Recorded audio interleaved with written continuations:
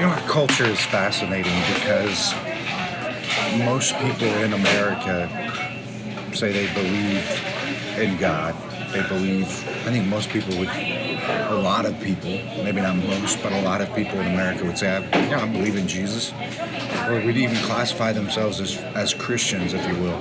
What's fascinating to me is like when we talk about our kids, we're always so thrilled to share about like, hey, my daughter got on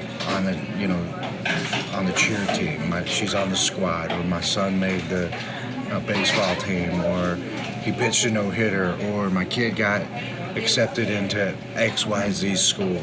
And these are all like great, like it's important.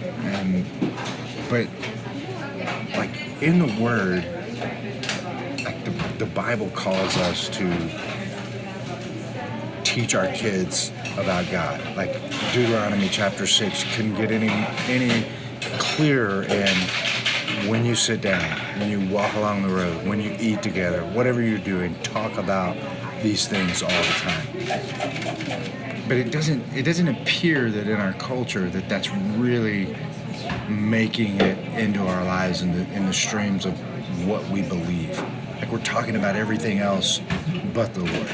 And so we're focused on intellectual development of our kids. We're focused on the physical development, like how can they be the best? Let's get them started early in Little League. Let's just do everything that we can to make sure that they develop physically so that they have the greatest advantage. Let's get them in extracurricular activities that will help them to have better minds where they can think more critically, and then get into the best schools. Let's get them classes to tutor them and prepare them for the ACT so they can get the highest exams, so they can get a scholarship. I mean, even like let's get them in driver's ed so they don't wreck. And I think that's a good thing. But what about prayer? Like, do your kids know how to pray? Do they know anything about Jesus? Because if we say that we believe Jesus is God, and we say that we believe that He is coming back, that's like the most important thing, is the spiritual development of our children. It supersedes everything else. But yet when we look at the calendar and we look at our conversation, that may not be the case. And I think it's a serious error because the chances of our kids playing in Major League Baseball, being in the NBA, not that great of odds, but the chances of them needing to know how to pray, huge. Like being able to talk to the Lord, huge implications. We're talking about eternity. And so when we weigh the two against one another, even if they do make it into some professional sport or something, like I want my kids to know the Lord. I want them to be able to talk to Him. I want them to know that the most important thing in life is to understand who God is. Like if you're going to be able to boast about anything, the Bible says that a man should boast in this, that he knows and he understands the Lord. And whose responsibility is it? It's not the churches.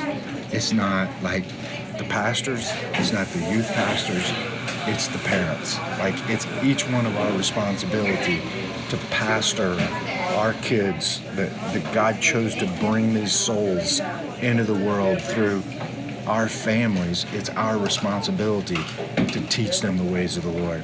So I encourage you this week, like, man, as the world is just like crowding in and just competing for our attention and pulling us in all these other directions, this is the most important thing. There's nothing more important than teaching your kids how to love the Lord.